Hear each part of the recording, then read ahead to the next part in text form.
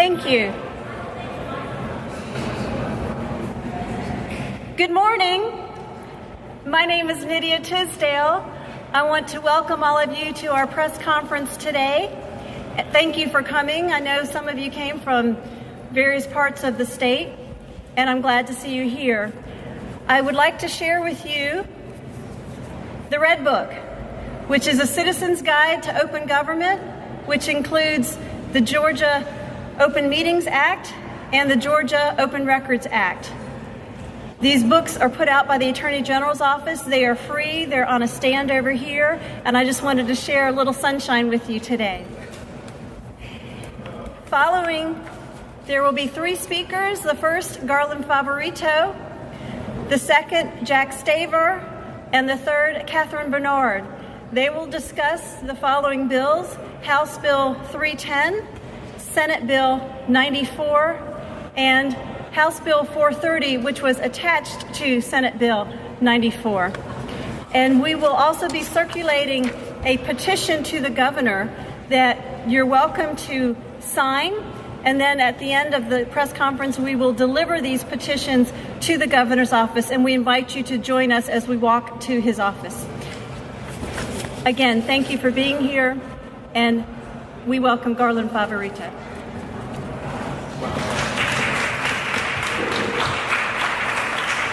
All right, thank you, Nydia. I would be remiss if I didn't at least start by recognizing Nydia Tisdale, first of all, for the conference today. Okay. First of all, for the conference today that she has set up.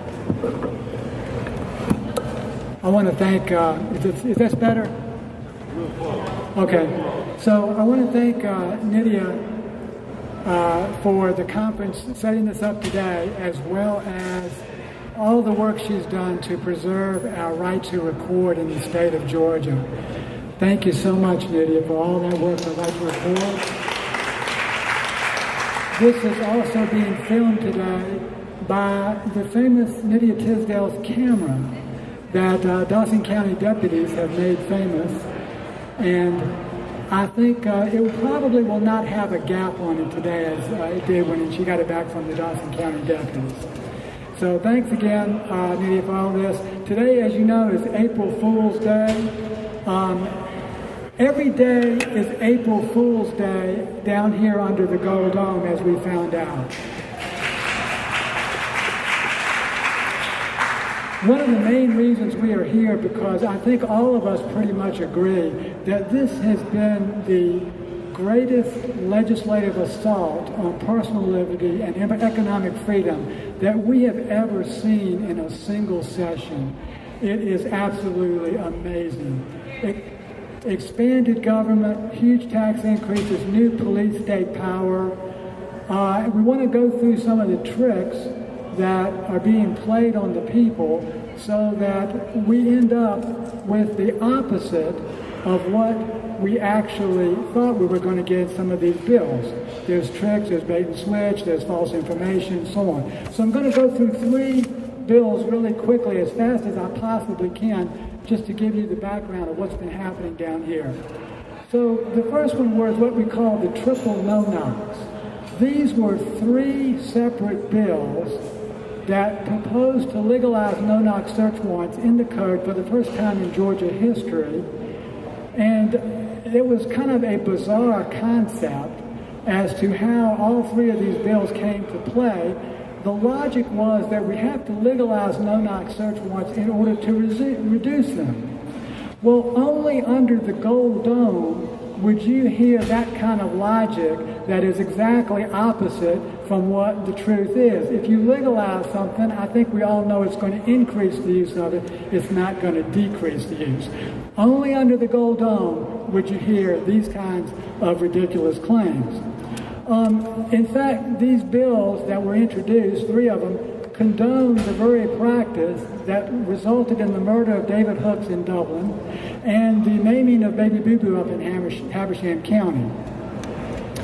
The end result of all these 3 bills was not to protect against future murders like the one in David Hooks or the namings of Baby Boo Boo. It was to absolve law enforcement from any criminal liability from the illegal acts that occurred in these illegal no-knock raids. Now, if the legislature was really concerned about minimizing no-knocks, they could have added penal statutes to the bills for anybody who executes an illegal warrant. They could have defined the verbal notice of intent, the length and the audibility that you have to give. They could have made the evidence inadmissible in a court of law. Or they could have had the officer and the judge go before a grand jury to explain why they issued an illegal warrant in the first place. If they were really serious about stopping illegal no-knock search warrants in Georgia, that is what they would have done. Instead, they chose to legalize it. But that didn't answer the question. The question we had was, why did 3 different bills be introduced? How could they have been introduced with the same language? Is there some kind of clairvoyance going on between the legislators? How could all 3 of these sponsors come up with the same bizarre concept and the same bizarre language? Well, we did a little research, and we found out that all 3 of those bills were written by the Prosecuting Attorney's Council, specifically Chuck Spahos. He was behind those 3. And you've probably seen our news article up on Voter GA to explain exactly what happened. Those bills are now dead for this session. Thanks to you out there. We greatly appreciate your help on those.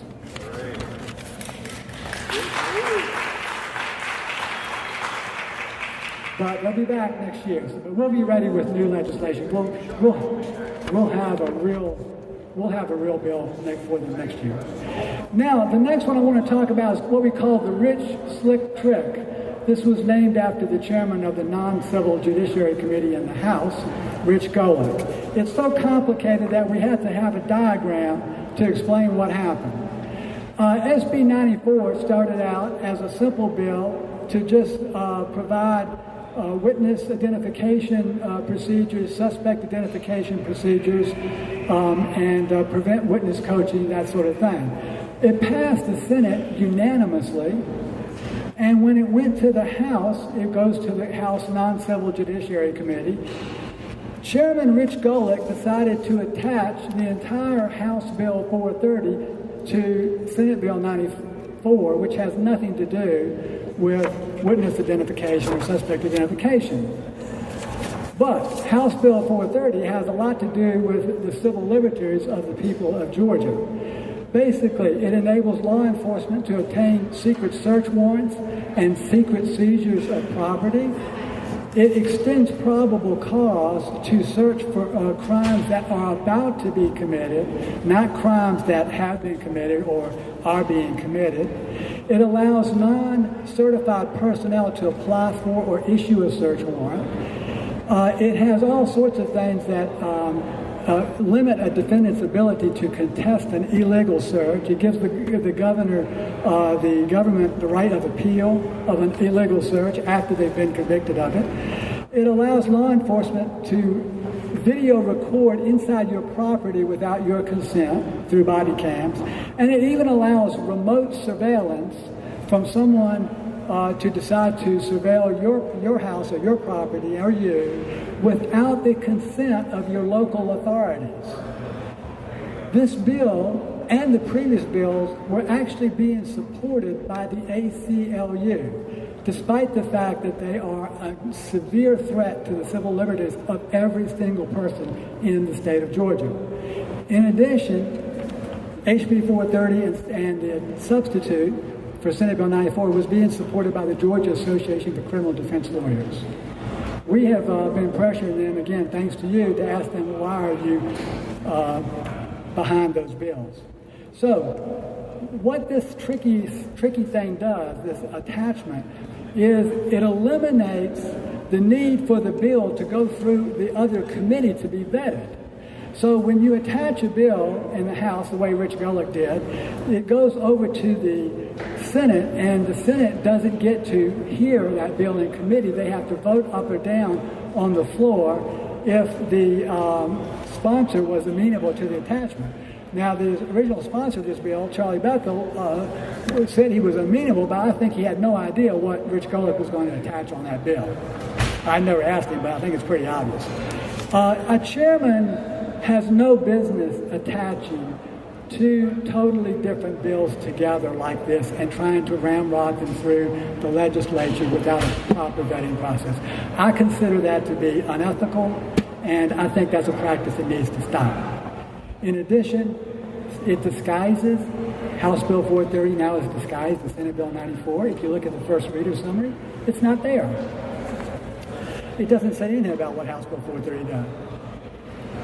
So, who wrote this? House Bill 430 was carried by Chuck Efstration, who was a former DA to Danny Porter out in Gwinnett County.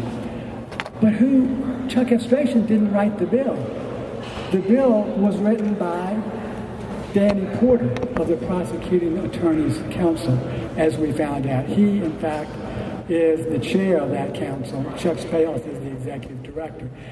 These are the people, and this is the organization that is behind the assault on the freedom of the people of Georgia. This needs to stop. The last one I would like to tell you about is what we call the Big Bro Bill. This is our Big Brother bill of government expansion, which is almost beyond belief. I don't think we can blame this one on the Prosecuting Attorney's Council because this one came right out of the governor's office. This bill has a massive government expansion with new police powers. It's unnecessary to achieve the reforms that are in the bill. The reforms that were in the bill got hijacked by this massive police power and expansion of government. It calls for this new Department of Community Supervision that is not required for any of the reforms that are in the bill. That community of supervision, that department and the commission that the governor appoints can have authority to set up unlimited number of units and an unlimited number of employees. I'm just going to read you one sentence for the sake of time. It says the commissioner shall have the authority to employ as many individuals as he or she deems necessary for the administration of DCS and the discharge of the duties of his or her office. Now, unlimited government. Not limited, not even expanded, unlimited. But it gets worse. It gets worse. This allows the commissioner to confer full police powers on any or all of the department's employees, full police powers. And it allows the police powers to be used to assist law enforcement in maintaining the peace. This is all on page 6 and 7 of the bill. It also allows the DCS to set up a pretrial release program to impose sanctions against individuals who have not been convicted of a crime. Now, envision this scenario with what we had just heard and what we've just read and what's in the bill. Let's say that we decide that we want to protest the governor's policies over here in Liberty Plaza because the governor has been running on a platform of limited government, and yet the bills that he's putting through the legislature expand the government beyond belief and give him new police powers. So we decide to have a protest over in Liberty Plaza. Well, the governor can use his new police force, either this governor or any other governor, can use his new police force to come out and make a call and say, hey, we'll take care of the peace effort over there. They go over, they arrest us, take us down, and put us in the new pretrial release program, which in turn the governor's office can impose sanctions on the protesters in pretrial release without any of us ever being convicted of any crime. Does that sound like America to you or Georgia? Yeah, so the governor, as was asked to repeat that one more time, the governor, if we were to go over and protest in Liberty Plaza, the governor's policies, which are, because he's running on a platform of limited government, but it's giving us massive expansion government. We go over, the governor makes a phone call, and he says, well, I want to use my new police power. I'll help you out to maintain the peace over there in Liberty Plaza. He sends his police unit over. They can cause an incident or cause us to be arrested. We will then go to a pretrial release program, which is stated on page 11 of the bill, and the governor's office can impose sanctions on us before we've ever been convicted of any crime. Now, that is really, really, really bizarre. So this bill, how did this bill get passed? Well, we went to the House Judiciary Committee, same committee, Rick Chikola. Catherine Bernard was there. She explained all the problems that I just told you to the committee. She was totally ignored. Not one concern that she raised was actually incorporated into the bill or even considered for incorporation. So the bill was simply, basically, as we came back over to the Senate, it passed the House, passed that committee, came back over to the Senate, we had the famous, what is now the famous Senate Public Safety Committee hearing, in which the bill sponsor, Alan Powell, stood up and said, this bill was simply an unplugging and replugging of criminal defense functions. Well, I'll just explain to you that that's a false statement. He said that there were no new police powers granted. I just explained to you that that's a false statement. He said that no issues were raised in the House hearing. I just explained to you that that's a false statement. And then he claimed that the recent new opposition was suffering from paranoia. So Catherine Bernard, when she got up, and I hope you've seen this testimony, Catherine went point for point down here and told the committee that this bill was presented untruthfully to the committee, repeatedly. I got up and I corroborated Catherine's testimony. At that point, there was so much opposition testimony that I had to schedule another hearing with not all of the senators present. That was later in the afternoon. The committee went on to pass the bill. It was passed when it went to the Senate floor for a vote. Only 2 of the 7 senators on the Public Safety Committee could hold their nose long enough to vote for this bill on the floor of the Senate. 20 senators did not vote for the bill. And only 3 had the courage to vote against it. Now, this bill is now on its way to the governor's desk, and it has no fiscal note on it for expenditures. No fiscal note. Anybody know why? You can't put a fiscal note on infinity. This is an infinite expansion of the government. If they had quantified it, they could put a fiscal note on it. But if you've got unlimited expansion, what can you do? So we mentioned some of the stuff to the senators in the committee.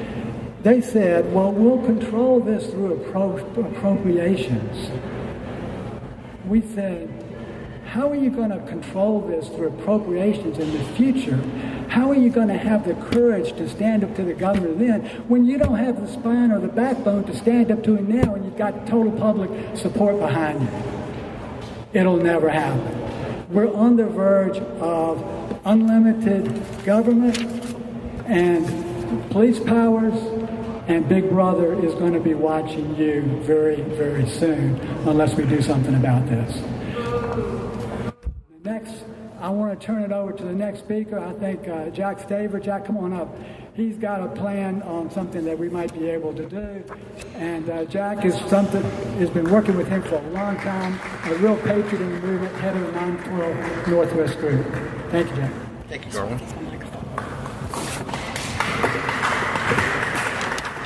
I'm sorry, I want to hear you. I think you can hear me. Everybody, can you hear me?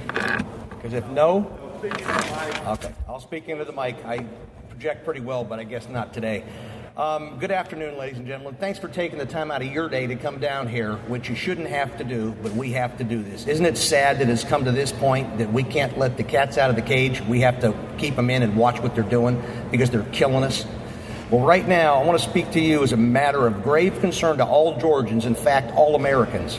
We, as a Republican majority in the House and Senate, should espouse the Republican principles which are at its core smaller government, which includes less government involvement, reduced government spending, and lower taxes.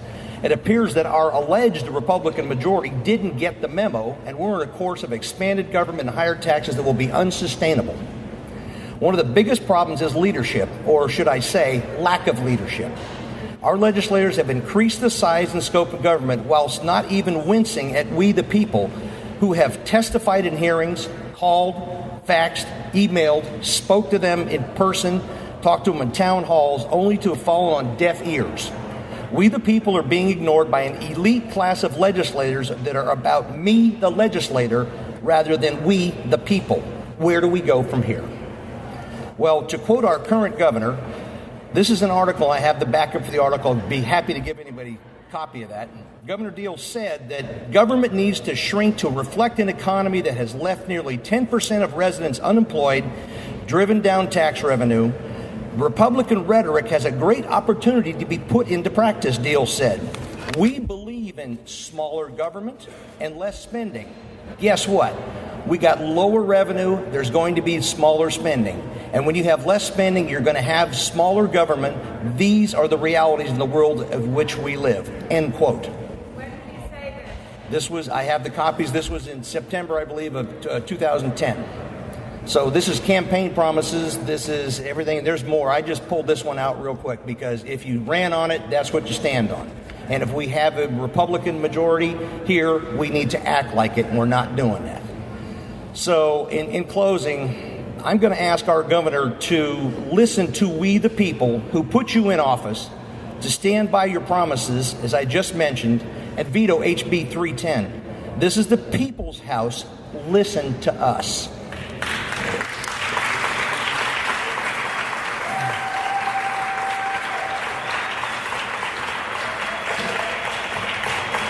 You know, I'm really tired of having to come down here. I slept about 2 hours last night because when I got wind at midnight that they passed the $1 billion transportation tax, which we didn't have an opportunity to listen to vote on this time, and they did this by design because, again, it's about me the legislator, not we the people. So I stayed awake most of the night, and all these things have run through my head, but I am tired of having to come down here and have us talk to so-called Republicans and they won't do anything. They don't listen to us. They've elevated themselves to something that they're not. And it's time that we don't take this anymore. We have to stand down here. We call them, we visit them, we continue to do this. But better yet, let's talk about primarying all these folks down here because they're not listening. So it's time to start now. With that, I'd like to introduce a real freedom fighter who's really been digging into this a lot, is our beautiful friend, Catherine Bernard.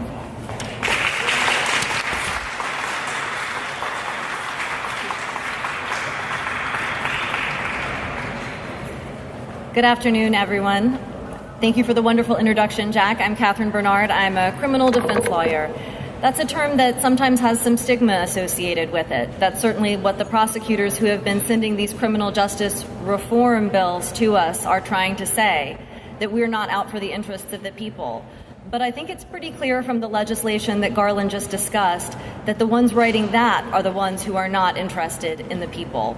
We're here on April Fool's Day, and that feels appropriate because a lot of us have been down at the Capitol quite a bit this session, testifying before committees, speaking with our legislators, getting calls and emails from those in our districts and other places. And frankly, we're all tired. We're not getting paid to do this. We don't have taxpayer money to come down here. So frankly, I think this is a great turnout. We've got a lot of folks here who are dedicated and really find it important to make sure we know what's in these laws before they get passed. But it's so appropriate that this is April Fool's Day because that is such a total reversal of what we should be seeing. Bills of this scope and size should be presented to us by the people who are seeking to impose them on us. If HB 310, the governor's signature criminal justice reform package, is such a wonderful thing for all Georgians, thank you. If it is such a wonderful thing for all Georgians, why wasn't it introduced until February 11th of this session? Why wasn't it pre-filed and presented to everyone so that these arguments could have been hashed out previously? I was just sent this morning an article from Danny Porter, the head of the president of the Prosecuting Attorneys Council, stating how disappointed he is at these attacks on the bills that he's supporting.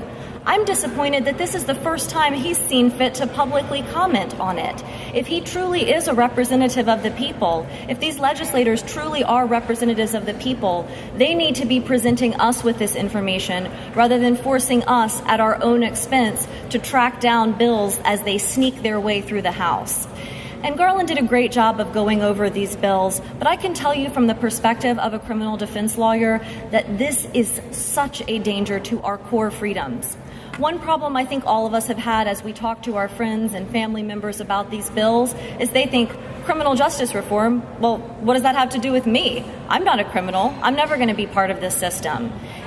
And that's what's so scary about these bills, is they turn all of us into criminals. They put all of us one traffic ticket away from tyranny, from being under the thumb of a Department of Community Supervision. And frankly, exactly. This is a tool of control that puts us all within the clutches of a tremendously powerful state agency that they're trying to tell us won't cost any additional money or require any new appropriations whatsoever. So this is an issue that affects us all, but it's going to be a challenge for us to get our fellow citizens to be concerned about it. That's why we can connect it with events such as the ones that have been happening around the country and the metro area, in which unarmed individuals defending their own homes, have been brutally murdered by agents of the government. That's the kind of thing that you would expect to hear about in a banana republic, not in a place like the United States of America. And yet every day we turn on the television and there's someone who's gotten tasered to death, someone who's been injured by the very people that we are paying to protect and serve us. Something has gone dangerously wrong, and nowhere is it more clear than in the no-knock search warrant legalization bills, HB 310, and the most dangerous one of all, the one that we still have a chance to do something about, SB 94. So what I'm asking y'all to do today is keep it up for at least one more day. Tomorrow is the last day of the legislative session, and we still have a chance to stop SB 94. This is a bill that would create secret search warrants. This is a bill that would allow search warrants to be obtained by probation officers under the Department of Community Supervision. It turns every principle of the Constitution and the Bill of Rights on its head, and yet it is about to be considered by the Senate. So please contact Charlie Bethel, the gentleman who originally had SB 94, an excellent bill, and has now had the abominable HB 430 tacked onto it. That is the difference that we can make. So I ask you to remember, criminal justice reform isn't just one issue among many. It is the very core of our government's responsibilities. It is at the very core of everything we hold most dear as Americans. John Adams was a criminal defense lawyer. The men who wrote the Bill of Rights were concerned about the rights of defendants, not because they were wanting criminals to get away with things, but because they recognized that the government that has the power to define you as a criminal has the power to take away everything that you hold dear: your life, your liberty, your property. So it is imperative that we stand up against this inversion of American tradition, this allowing the prosecutors and the judges and the politicians to define our rights for us. And we must stand up as the people to do it for ourselves.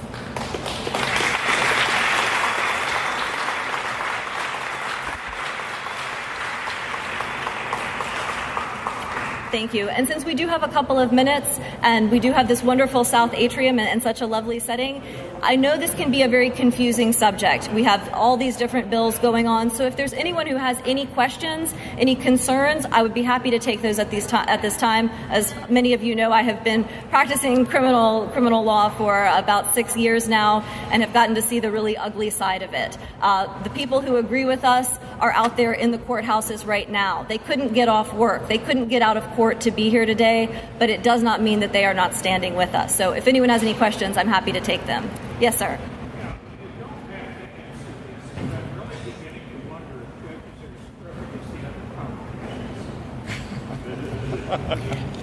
Well, I was asked if judges are really as crooked as the other politicians, and I will state that I know many, many great judges. There are some people who really get elevated to that position and really make a sincere effort to justly decide the rights of those who are before them.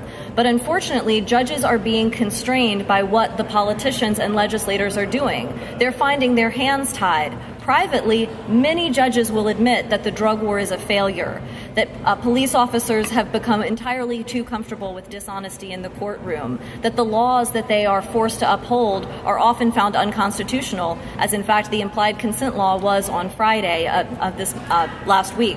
So I won't say that they all are. Certainly some of them are, but I'll add one thing. One of the problems with HB 310 is that when you do have a good judge, when you have someone who is interested in accountability and local control, that judge is going to be disempowered under HB 310 because HB 310 centralizes power at the state level. So now the judges will have to be competing with each other to see who's going to get named to be the judicial representative on the Board of Community Supervision. So it's again the trend of centralizing power away from the localities where people can have honest conversations about what they want to see out of their justice system. Yes, it absolutely politicizes it. Yes, in the pink shirt.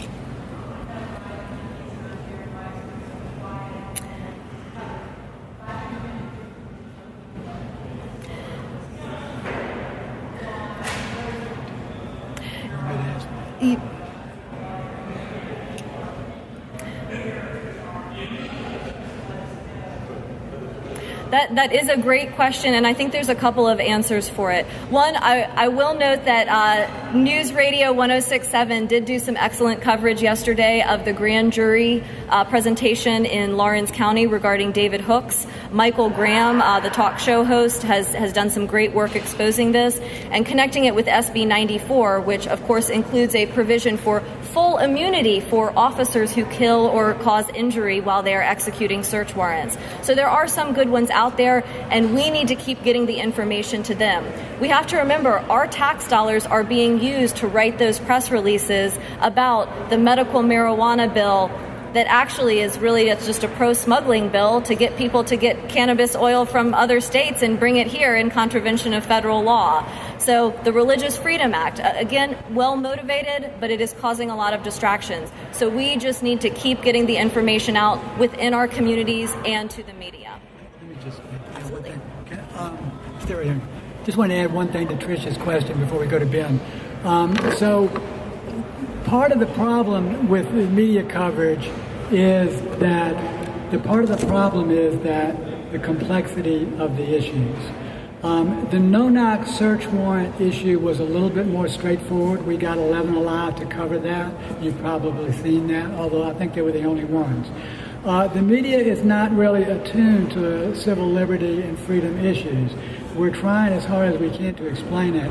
But when you get into something as tricky as Senate Bill 94, House Bill 430 substitute, and all of the massive expansion of power in a 4,000-line bill for HB 310, it's really hard to communicate that to the news media. So we're constantly talking, Catherine and I, she's got all the details, and I'm trying to figure out how to summarize this stuff up to where the average news guy can understand it. So we're still working on it, but that's part of the problem. I would just like to note, for any news guys listening, we think you're all very intelligent. We're just trying to get you the information. So. Yeah. And by the way, we do have our own news media here. I want to recognize the Liberty news media movement here. Jan Horn, Ted Metz, and Nydia Tisdale are all covering this event, and they have covered it everywhere we go. They are there. We can always count on them to videotape when we can't necessarily engage the mainstream media. So thank you so much for all of you. I really appreciate it.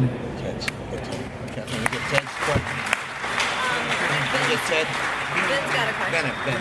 Yeah. I think we've got one in the back who had raised his hand previously. Ben. Yeah, Ben, it's you. Yes.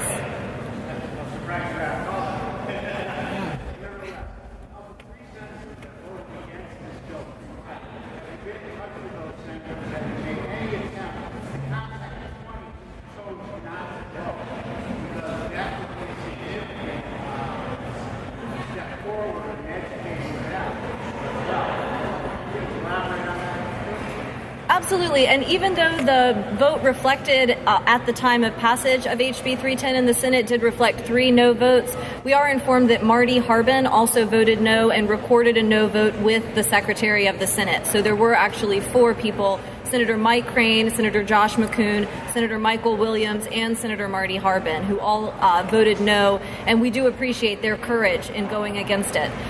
Unfortunately, the governor has been very powerful in terms of presenting his agenda to the legislature. We think this does create a separation of powers problem, and it puts these individuals in a tough spot. So we are continuing to reach out to them, continuing to support them, and we'd ask that others do the same. Point out that, you know, they're all still here after their no votes, and really they're going to get even more support than ever before on that. So that's a great point. We need to celebrate the ones who do the hard thing, do the right thing. And I'm sorry, Kat, I just want to add one quick thing.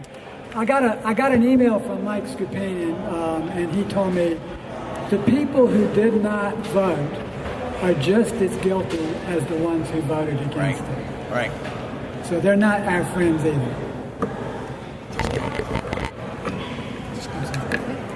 We have a question in the front. The Georgia Bar Association is tasked with regulating attorneys' conduct in office and government officials. I've complained to a judge, former magistrate judge, about whether or not I could make an ethical complaint against senior assistant attorney Janet Ray for her recalcitrance in this medical cannabis issue, and I've also had my problems with Chuck Sahos and Danny Porter and their sophistry and how they present these issues to the Georgia legislature. What about making ethical complaints? We're talking about ethics. You said this is an ethical problem.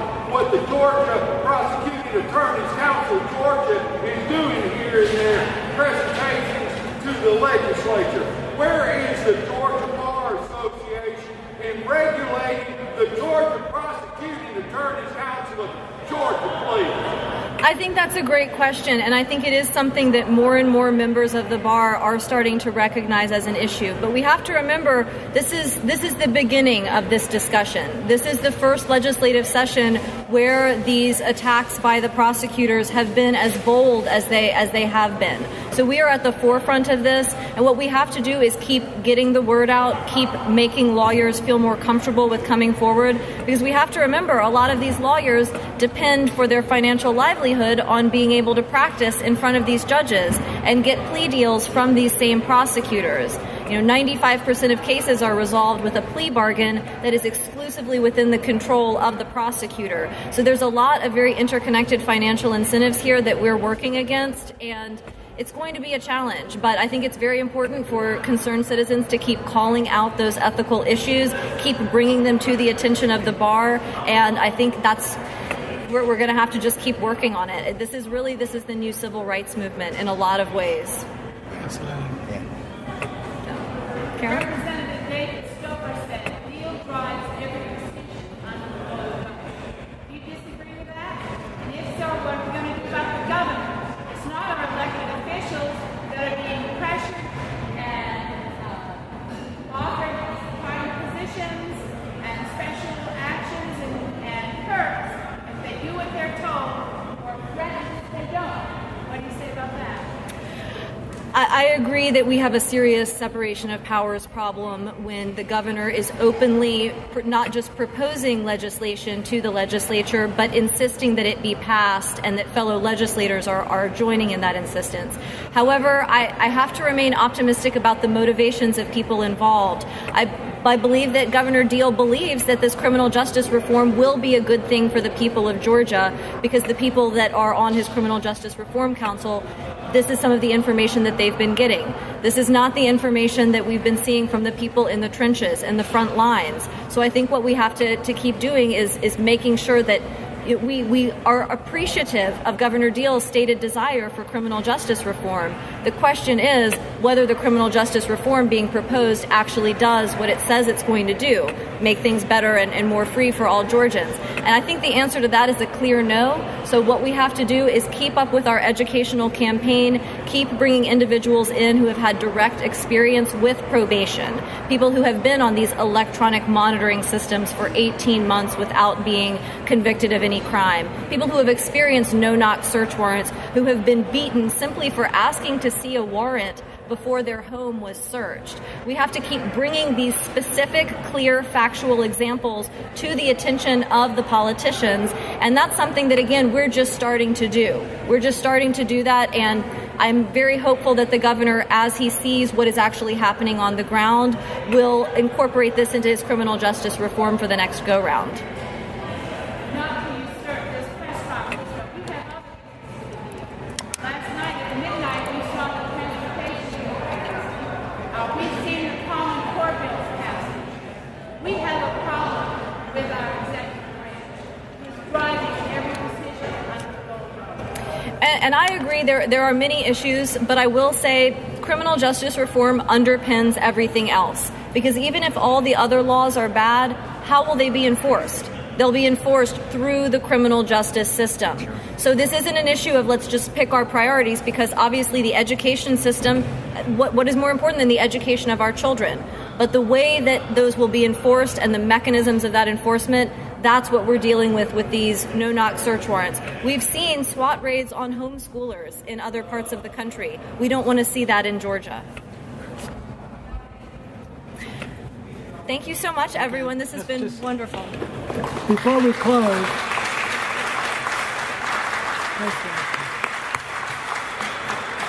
Catherine's a true patriot of the class. Before we close, Nitty, do you want to say anything in closing? Okay, Jack, if you remember, Jack has got these petitions here. They're letters to the governor. Everybody get one? We're asking everyone to get one, sign one, and hand one into the governor's office right now, single file. We walk in with our letter and hand it to the receptionist there. So before we leave, let's make sure we do that, because I'm assuming that everything's... Chris.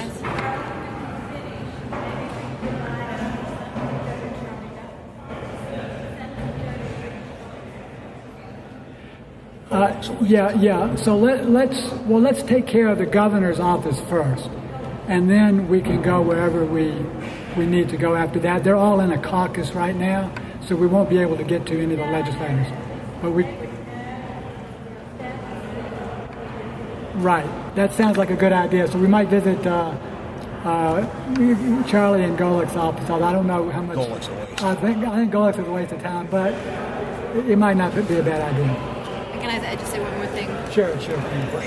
And I know we have some audience members who are standing up there and watching rather than coming down here with us. And, they might say, well, your stack of petitions isn't as big as other stacks of petitions. But I'm asking everyone to consider not what is the popular thing to do, but what is the right thing to do. This is the core of government, the core of our justice system. So please, if you have arguments against us, tell us what those arguments are. Come down, speak to us about it. Whoever you're texting, tell them to come down as well. But we're here for the right reasons. We're here because we want Georgia to be a better, safer, freer place for everyone. And we'd love for you to join us. That's our message for everyone. We'd love for you to join us. Thank you. All right. Thank you for everybody coming out. We really appreciate you coming out.